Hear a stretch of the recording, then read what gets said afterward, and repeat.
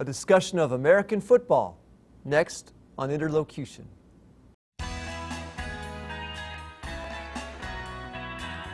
In 2014, ESPN reported that 35% of sports fans surveyed called NFL football their favorite sport. Now that's more than double the next closest sport, which is American baseball, at 14%. Truly, football has become America's sport. But lately it's been in the news for another reason. Because of all the injuries reported and sustained by many of the people who played the game. And so now we have to ask ourselves, what should the future of NFL football be here in the United States and abroad? Here to discuss this question are three people who come from my English class who studied this topic from all different perspectives. They're loaded with information. The mission of Parkland College is to engage the community in learning. So they're here to help us today engage in learning about American football. Let's meet them. Hi, my name is Kelsey Davis. I am a freshman here at Parkland, and I plan to study vet med. Hi, my name is Wyatt Sage. I'm a freshman at Parkland College. I am studying ag business. My name is Alexander Lynch. I am studying kinesiology here at Parkland as a freshman, and I was born and raised in Chicago, Illinois. Well, Alex, Wyatt, Kelsey, why don't you tell us a little bit about what your background is with the game of football? Well, my background starts in 6th grade. I unfortunately did not spend my 6th grade year here in Urbana. I lived in Rantoul, Illinois at the time. So I was playing for a team called the Rantoul Falcons. We were not very good my very first year. We went like 1-8, which was very upsetting. And I skipped my 7th grade year due to a transition here to Urbana. And then I played my 8th grade year here at Urbana. We went to the championship, but unfortunately we did not get to play the championship because the high school field we were set to play on was disastrous. So they awarded the title to the runner-up, which was the Broncos. And I played my freshman year, skipped my sophomore and junior year, and played my senior year. How about you, Wyatt? I've been playing football for 10 years now for St. Joe. Actually last year we just went to the state championship. That would be my senior year. We lost in double overtime, but nothing's like playing with your friends that you've grown up with and everything, and it's just been great. So being from St. Joe, and you played for 10 years, did you start as a pretty young kid then? Yeah, I started when I was 8. Wow. And did you play with some of the same guys all the way up through? Yep, my best friends came from when I started playing football. And just a bond has built from there and on. Very good. Okay, thanks. How about you? My football career started my 8th grade year for the Urbana Middle School. We were also the Tigers as well as in the high school. My 8th grade year, we did pretty good. My best year was probably my senior year of high school, where, we took the team on a ridiculous, ride, beat teams we haven't beat in 20 years, made it to the second round of the playoffs, which was never done by any Urbana team ever. Although we got demolished in our last game, we finished strong, and me along with the rest of my teammates, enjoy it, and we'll always remember it. So. Now, I did not play organized football, but sort of pre-video game explosion, pre-Xbox, it was not uncommon to find guys out on Saturdays or Sundays out playing. And at Urbana High School, I still remember very well playing with Ron Jennings and Kevin Crone and John Eikenberry, Ben Weaver, these guys, and donning our caps and our 2 sweatshirts and having a real good time when we played it. Well, let's talk about the real good time. Football's become America's real good time. What are some of the reasons people love football? Well, here's just a list of things. It creates social bonding between families and friends, on Sundays or whatever. If you have a mediocre week like I do, you look forward to those Sundays with your friends and family because it's just a good time. You eat nachos and buffalo wings and all that good stuff, and then you watch football, and, it's just great atmosphere as you laugh at the team that is losing. It's just awesome. Yeah, it's not it's not even so much with, you know, just your own family, even, you know, maybe a neighbor or, you know, someone down the block or school friends or something like that. You know, everybody gather up, you know, watch the Super Bowl or a rivalry game or something like that, and it gets, you know, real hype. And, you know, it's a conversation starter, you know, something for people to talk about and, you know, watch. So I agree with both these guys. The bond that football brings, not just to the players or to the coaches, but also to the fans. It's just great. Now at St. Joe, that's a big deal. Like Friday nights. Yeah. Does it bring together the whole town? Yep, the whole town will come out. Actually, we have a playoff tradition right now. I think it's at like 25 or 26 straight years. That's so. The big thing is you got to make the playoffs. You can't break the streak. You can't break the streak. So that's been a goal of every single football team. You got to be playing in November. Got it. And so St. Joe's made it there a bunch of years. Yeah. So the bond between the players and the fans is one of the big things about football. Well, for those of us who didn't play organized football, take us behind the scenes. Tell us about the bond. What is this bond between the fellow players? The bond consists of a lot of things, you know. The team go through stuff, you know, as a team. Everything is not done with everybody per se. Like, you know, if somebody's having trouble in school, you know, maybe the captain of the football team, or not even a captain, just a random person on the football team might take him out, you know, help him with his homework, math, English, science, you know, whatever it may be. Or, you know, somebody's having, you know, girl troubles or something like that, you know, the team may, you know, pick them up, you know, go have a team night, guys night, you know, whatever the case may be. Or even on the practice field is probably where a lot of the bonding comes in at, because between sprints, the coaches yelling in your face, you know, whatever ridiculous workouts you're doing, it's up to the team to be there to make sure everybody's on the same page, because, you know, I'm a firm believer in you're only as strong as your weakest link. So because whatever your weakest link is, you know, the other team is going to take advantage of it. So, you know, you got to kind of play off each other's weaknesses. So to bring the whole team up, I think that's where it comes from. And you have to be ready for every single Friday night. It's not one player just doesn't win you the game. Every single player, all 11 guys, have to be ready to go. And a team wins you the game, not just one guy. Definitely. I agree. And yeah. I'm sorry, go ahead. I can kind of elaborate on that. I remember doing 3-a-days in Urbana, and 3-a-days week, I called them hectic week, because, you know, we went through like a week of where we did practice, had a break, then practice, and then had a break, and then had a night practice. And between those breaks is when players would, you know, have time to goof around and, you know, order Jimmy John's, or, you know, just sit there, talk around each other, which is where a lot of those relationships, friendships are built on. And I still have a lot of friendships with a lot of my players that I have played with throughout my years. So it's not just on the field that you see bonding, it's off the field as well, like Alex has mentioned. Now, one of my students who wrote on this topic, he said that he saw football keep a lot of young men off the streets, and gave them maybe something they didn't have at home or something like that. Have you seen that sort of thing happen? Yeah, actually, me and my friend this past weekend was talking about a guy that was on the football team who's he wasn't really close to his family, you know. He spent a lot of time at, you know, my house or his house, and, you know, he'd go to his house, go grab a few things, and then just leave type deal. And, you know, he would spend a lot of time with the football team, whether it be me, you know, my friend, or somebody else on the football team. And it's because, you know, back to the bond aspect, you know, he's a rough guy, you know, he's grew up in a rough household, you know.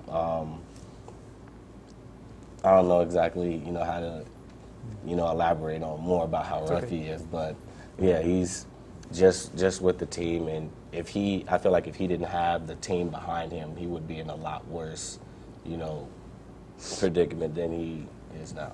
Is the roughness of the sport part of what brings together the team? Part of what builds this bond between these young men? I don't know. Okay, football is rough and everything, but I don't like to say that it's so rough that that's what brings us together. I mean, you're spending every day with practice or watching film or just hanging out with the guys. You spend almost every day with them, and it just brings you up, like it just builds you together, a bond, and then when those great moments happen, that'll be something that you won't forget for the rest of your life. Anything else about watching the game, guys, before we wrap up this section? I like the underdog story.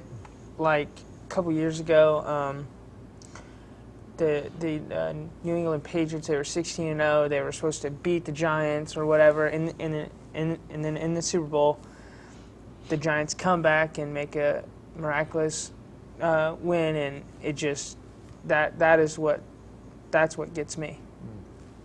Yeah. Final thought?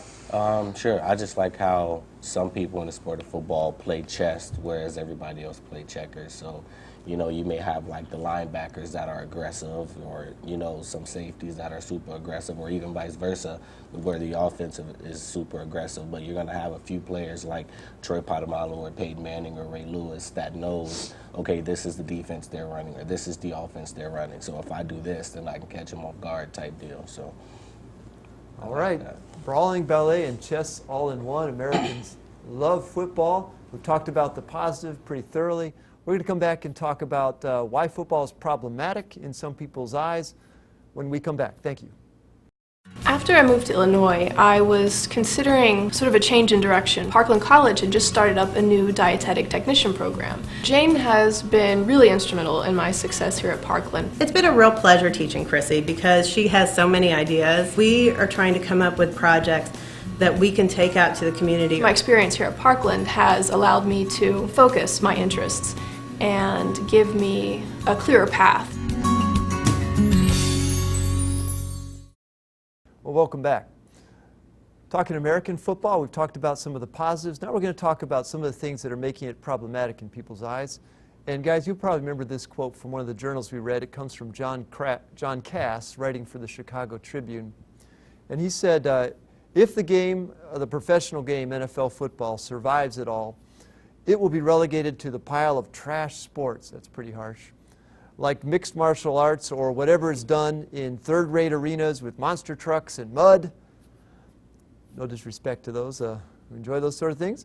It won't be as American as apple pie. Instead, football will become the province of people with face tattoos. Not that we have anything against that. John Cass does. Well, he doesn't think too highly of football anymore. What's happening? Why are some people falling out of love with football?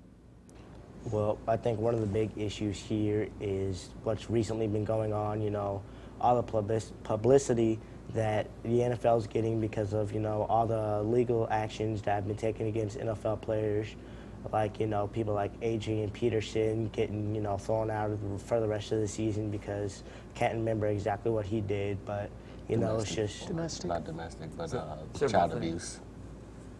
But yeah, it's things like that, you know, that kind of get people going like, this is the sport I watch, but yet, you know, they're getting in trouble and, you know, they're supposed to be role models and entertaining the crowd. So, I mean, it's like, what is going on here? Okay, so some players getting in trouble. What other things?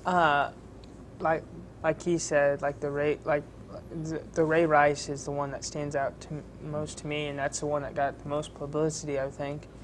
It was all over the news about how he hit his wife, which is never should be done. You should never hit a woman. And I mean, like, kids look up to these people. Like, these are their heroes. This is who they want to be. And like, to see their hero do this, and that's just not right. Well, let me ask a question. All three of you guys played the game in an organized way. Is it hard to turn off the aggressiveness when you get off the field? No. I mean, No, no, I I don't think so, because Well, you leave it all on the field. Okay. I think it sort of depends on the person. I feel like, you know, either you're an aggressive person or you're not an aggressive person. If you're an aggressive person, You know, like Ray Lewis, for example, that's a pretty aggressive guy, you know. He's not, you know, super aggressive where he just goes beating up everybody on the street, but you can hear it in his voice as well as you can see it on the field. Very powerful.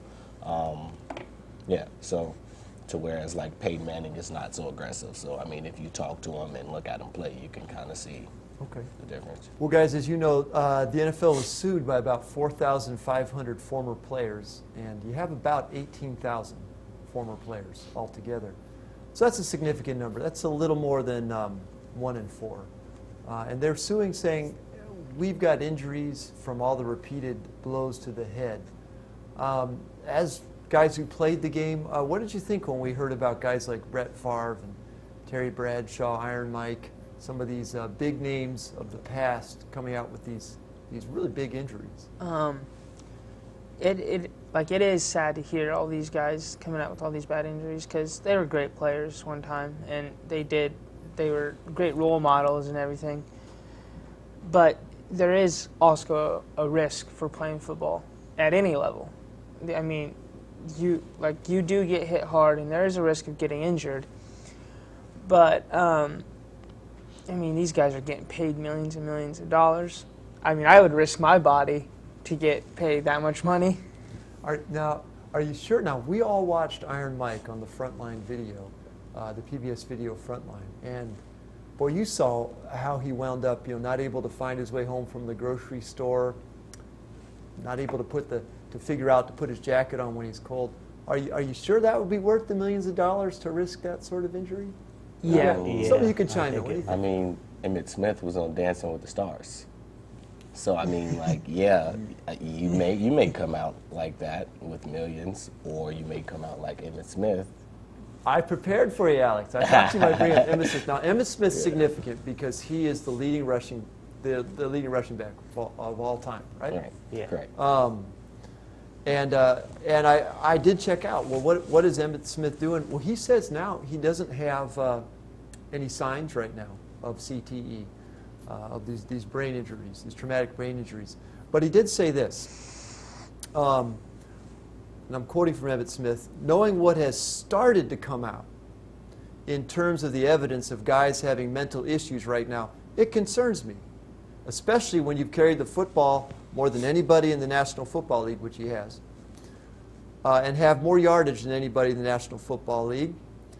That means I probably got hit more than anybody in the National Football League. So why shouldn't I be concerned? Yeah. You could be concerned going into, any form of danger. Like soldiers going into war are concerned. Football players, once you step on the field, I've seen people, well, not in real life, but on YouTube, there are videos of people getting hit and dying on the football field. Like, that's it. And, yeah, that's the case. So it's kind of like, what are you willing to do? All of the players that we name with these serious diseases, CTE and, major concussion issue, these are great players that had a passion for football that laid everything out on the line. I mean, even Adrian Peterson tore MCL, ACL, and, everybody thought he was out, but that passion brought him back. Now, that could have been dangerous because, he could have messed his knee up even more. Nobody expected him to come out that next year. And working out as hard as he did, or coming back the year after that, that could have took him out, but that was his choice because that was his passion.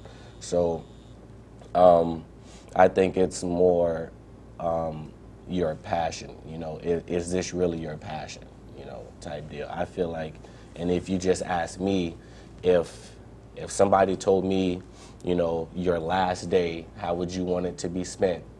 I would say on the football field. If I could die anyway, put me on the football field, let me play the game, and that's it. I die doing what I love. He said it right. I mean, it has to do with it has to do with your passion. If it's what you love, if you set your mind to it, you can do anything. Yeah. I truly believe that. Well, let's read a quote. Terry Bradshaw. Remember him from the Steelers? And he was kind of my nemesis because I was a Cowboys fan growing up, and they beat my Cowboys. Well, Terry Bradshaw said this in an article recently. I couldn't focus and remember things, and I was dealing with depression. I was frustrated. I couldn't remember stuff, and I got real upset. It was driving me nuts. I got tested to see what my condition of my brain is, and it's not in real good shape. Still worth it? I believe it is. I mean, because you're going to take hits on the field, you know. Yeah, like the simplest hits can get you brain injuries or whatever, but, you know, when you're on the field as much as Terry Bradshaw was, and you get hit in the head as many times as him and Iron Mike and all these guys were, you know, I'm not surprised that they came out with that they didn't come out, you know, with an injury or whatever, with a serious injury. And take a look at Emmitt Smith, you know. He came out just fine as far as we know. And, you know, it's just, you know, the way you get hit, and, you know, concussions are part of the game. So I do believe that this is well worth it because you're doing it for the fans, you're doing it for the love of the sport, and you're doing it because, you know, it's your job. Still worth it, guys? Yes, without a doubt. Yeah. I would still play football if I could. Yeah. Yeah, I think it's still worth it, you know, just going back to the whole passion thing. Everyone knows, and I don't think everyone knows to the extent that we know with the research that we've done, but, you know, everybody knows, you know, football's a brutal sport. You know, you get hit hard and, you know, things like that. NFL players probably spend about 20 minutes just getting out of bed in the morning because they're so battered and bruised, you know, with all of the injuries and stuff that they have. But I mean, it kind of goes to that, you know, is this really what you want, or is it not? Well, let me play devil's advocate a little bit. Let's say I was the superintendent of a school district, and I said, hey guys, I'm looking right here at the reported rate of concussions in high school sports. This comes from 2010 to 2012, and I see right here football is at 11.2 per 10,000 exposures. Soccer's only 4.2. Can't we build this bond and have this fun watching it and build the community with soccer and reduce our concussions by more than half? I mean, I believe that, you know, soccer is a huge sport in the world and everything, and as well as it does reduce the concussions, I mean, but you look at soccer and you look at football, soccer is not a very physical sport. And with football, you know, they do have extra padding, and they do come out protected, and as protected as the NFL and their coaches and their sponsors or whatever want to provide them with. So, you know, soccer, yes, you can build it, but with football, it goes back to the passion thing, you know, yeah. You guys, what do you think? I just think, me personally, I think football is more fun, not just for the players, but also to coach football and also to watch football. I believe football is 10 times more fun to coach them play and watch. Yeah, to touch on the subject, you said, can we just watch football and get hurt? I don't know if you've seen the movie The Program. Basically, it's this football movie, typical football movie, big twist at the end, but there was this guy, and there's, you know, big guy, linebacker, and before every play, he would come up with the most ridiculous situation in his head and take out all of that anger on the other guy. And whether the situation was real or not, you know, that just goes to show that you can let it out in football, and you won't get in trouble, you know, per se, unless you do it the wrong way, because you can't just go out in public. Let it out on the soccer pitch, you get the yellow card. Right, And right. out you Or go. a red card. Okay. Well, hey, we've talked about some of the positive aspects, the negative aspects. When we come back, we'll hear these guys' final comments.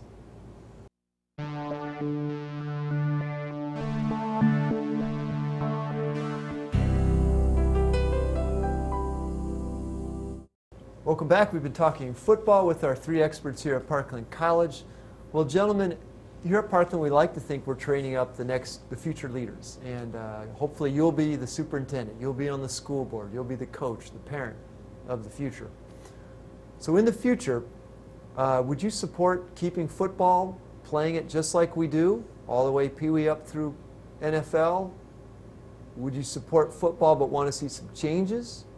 Or would you like to see us get rid of football and put something else in its place? What's your final comment on that?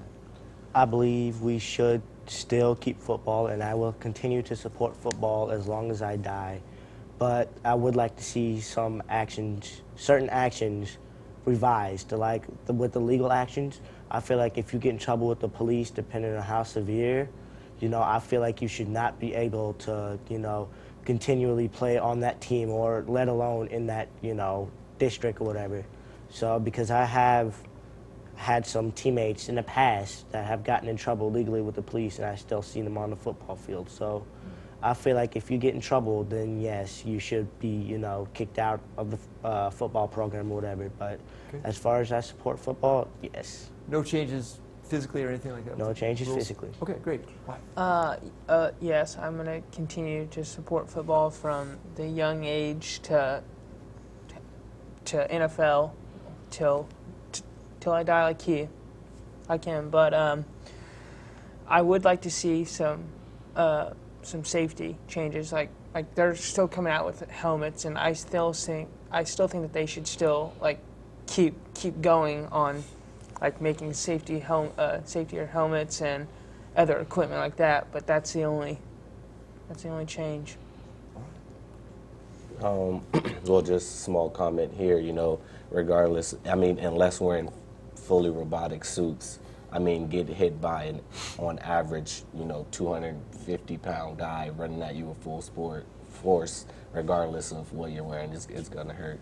But I support football to the fullest. I think football is a great viewpoint, especially starting out young on life, because, we have a problem with these hard hits and things like that, but think about what it has to take to get up from those hard hits. And, people might come to me like, yeah, but, you're not going to get concussions. And then it's like, yeah, but where one might get a concussion in life, you may get carjacked, or, your house might burn down, any problem like that, what does it take to get up? And, once you get to a point to where, you've went through all those hits, and, the coach yelling in your face and people telling you, oh, you suck, or, something like that, or possibly losing you the game, just different battles you got to go through in football that can somewhat relate to real life. So, I think it should stay.